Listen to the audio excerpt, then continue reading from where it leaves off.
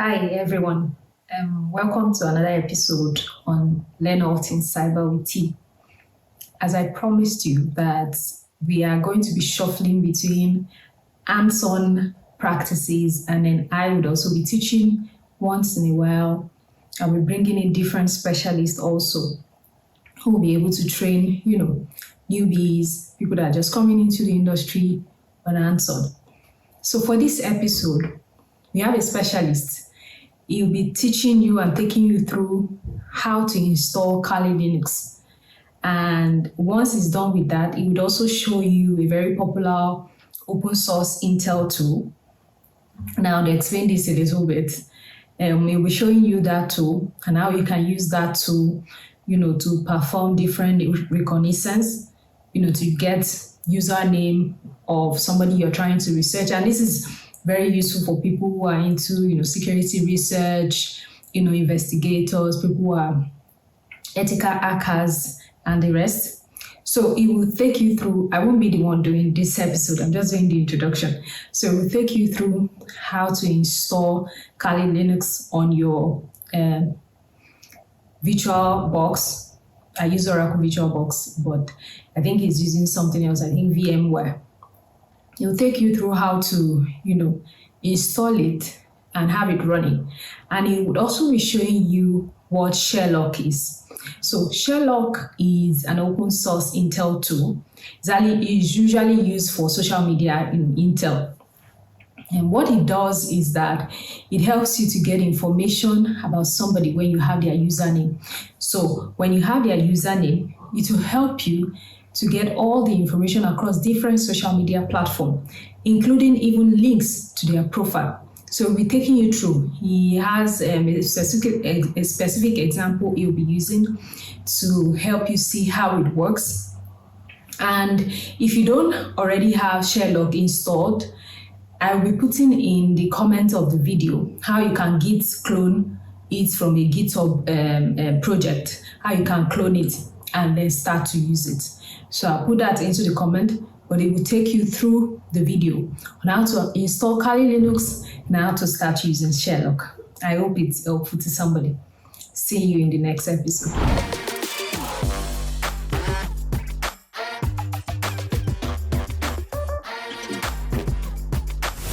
Today in this video, I'll be teaching you how to install Kali Linux. First of all, you go to kali.org. Go to kali.org because that's their regular site for downloading the ISO file. So in this video, I'll be teaching you how to download and install Kali Linux in a VirtualBox. Yes. So when you go to kali.org, you go to download. Yes, you look for installer image, right? Yes, this installer image, right? You can see it here.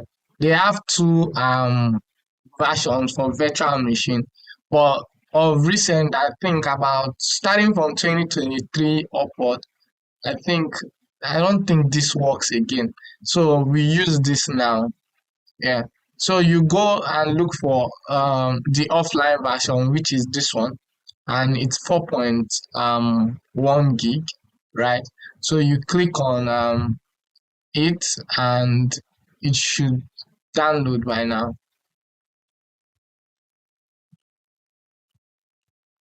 Okay, yeah, it's already downloading. Actually downloaded my VirtualBox, so it was already pre-ready. But if you want to get your VirtualBox, you can go to vmware.com or you can go to UpToDown and download the latest version of the workstation.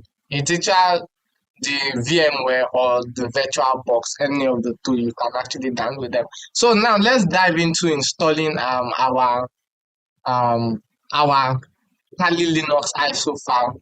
So you create a new machine, right? So we go here, right?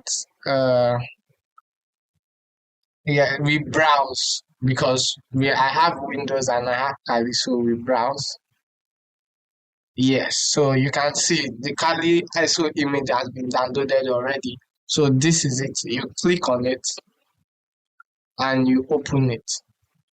So you click on next, you choose Linux, uh, go back, not Ubuntu. You are going to use, yeah, it's going to be Debian. Yeah, you're going to choose Debian, not Ubuntu. You choose Debian X11 64-bit. Debian 11 64-bit, then you click next. Then you give it whatever name you want. Like me, I may give it uh, Caddy. Yeah, so we move ahead. Then you allocate a particular storage to it. So I'm going to be allocating 30 gig, right? So that I can be able to have better performance. But recommended size is 20 gig. If you want it to have more storage, you can actually increase it. So then you move finish, right? So when you finish, it's going to open the VirtualBox. This is it. So you can kickstart your Caddy, right? So you click on it so that you can create a navigation. Then you come back to graphical install, right? And click enter. So it's going to be loading the graphical interface of my Kali, right? So it's going to be loading the graphical interface of my Kali. So you select English,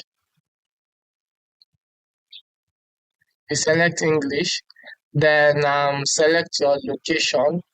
Obviously I'm in Nigeria, so I'll pick Nigeria. Yes. Then what English do I want? American English, right? So it's going to be installing on my hardware, so it's going to be booting it, right? So let's wait,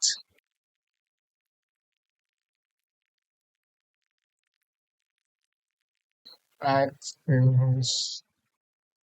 Yes, then move ahead, right?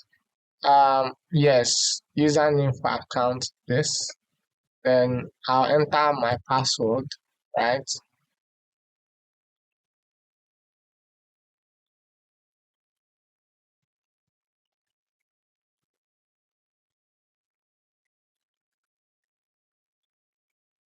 So I'll enter it again.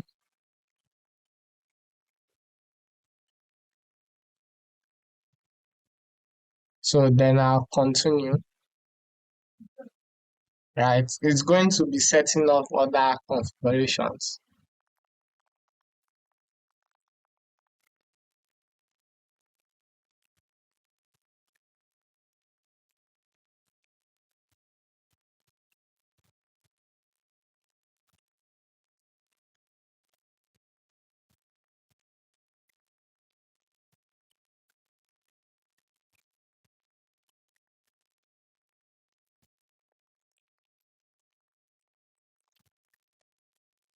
So you select the entire disk here,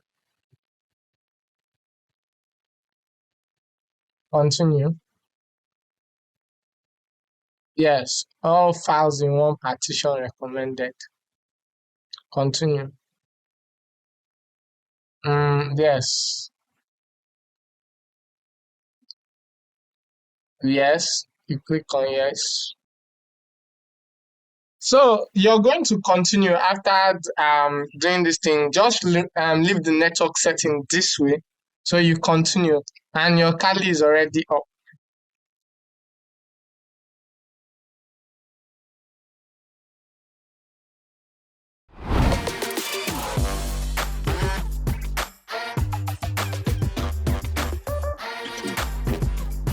In this video, you learn how to find real people using Sherlock and Wayback Machine. Now, Sherlock is the ultimate social media finding tool, right? It does is that when you impute a username, it gives you all social media accounts related to that particular person, right? So sometimes the information you get may not be accurate, but if you're looking at a specific target, if you know the target you're looking for, definitely Sherlock will be able to bring out accounts relating to that target, right? So now, as for the Wayback Machine or Web Archive, right? It's called Web Archive for a reason. It stores information way back. information people may have deleted from the internet. So when they say the internet never forgets, it indeed never forgets. So in this video, we'll be solving a CTF called the Invincible. And I'll be walking you through how I investigate real world cases and scenario and all. So let's dive in. So our threat intelligence team has noticed a suspicious behavior from the user Soremanzo. Can you trace him and find what he's trying to hide?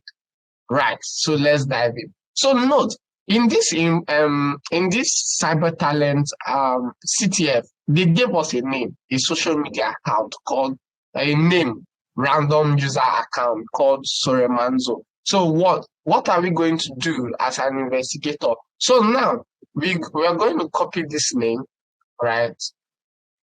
Soremanzo, and we head over to my Kali to actually get information about this guy using Sherlock.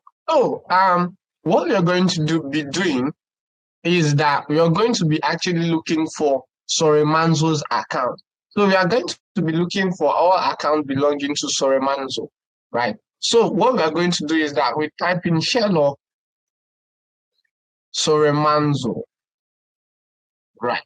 So Sherlock is actually going to help us do the work of fetching out all accounts belonging to Soremanzo. Yeah. So all accounts belonging to Soremanzo would be brought out by Sherlock. So in a real world case, right, what I do normally is that I go through each and every account to actually check for my specific target, right? So, and when you go through each account, you check, oh, is this information actually belonging to my target? Or is this information belonging into someone else? It helps you to streamline information. And once you get information belonging to your target, then you start roving around different accounts that belongs to your target so that you can actually get maybe the information you were asked to actually get. And maybe it could be possibly a date of birth, a particular post that the person made. It could be anything, right? Maybe it could be anything that the person may have posted on social media.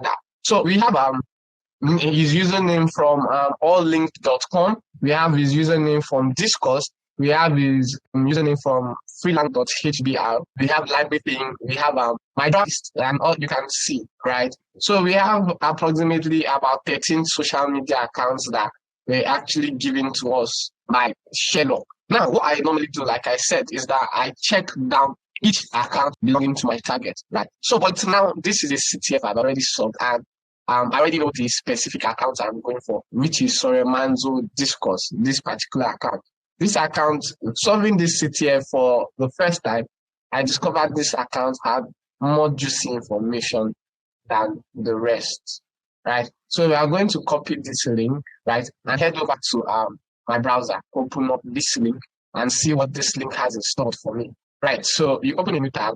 Now we already have an account belonging to Soremanzo, right?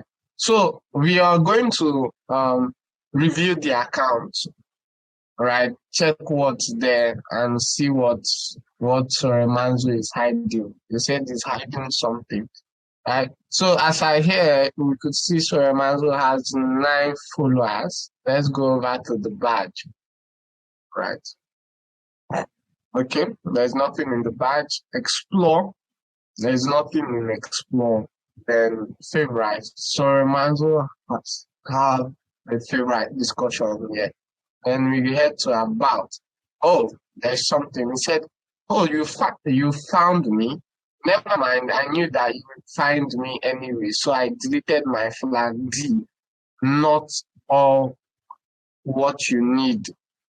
Not all what you need will be on your way back, right? So he actually gave us a clue, right? He says, oh, how you find me? Never mind, I knew that you would find me anyway. So I said, your flag D, not all what you need will be on your way back. So now it actually gave us a clue that, okay, what you may need will be on Wayback. So, and this showed that he joined on March 5, 2021. So we are going to be going back to the Wayback Machine to actually check for this particular date, right? So we are going to be going to the web archive. So yes, this is the web archive, right? So this is where most stuffs are being stored back in the days. I think it was created in the 90s, right? So it stores a lot of information about the past, URLs, so much to find, right? So now, what we're going to do is we're actually going to have or copy Soremanzo's, right? And let's see what we have about Soremanzo in the Wayback Machine. So let's go over here. Okay. Let's see what the Wayback Machine has about Soremanzo. So we enter the specific URL, which is this. So if you noticed, he said he joined March 5, 2021, right? And you can see the specific date actually joined, right? In real world scenario, investigating cases, I've learned a lot about cases, right? You check for specific dates. Sometimes it takes a lot of research and a lot of sitting down to actually analyze the information you have at hand. We are going to review that specific date we have about Soremanzo on that particular date. So if you notice that a lot of screenshots have been captured due to revolving, right? So this was the first capture. You can see that it has over 24 captures along the line. The last capture was done on 12th of May, 2025. Right. So you can see that we've actually found our flag, right? Which is flag archive usually contain useful information, right? So on this date, that's 5th of March 2021, this page was actually recorded, and as at the time of recording, Soremanzo only had 0 followers, 0 comments, 0 recommendations, and 0 following. So we have our flag here, and what we're going to do is that we're going to copy a flag and head over to Cyber Talent. Then impute our flag, then we submit.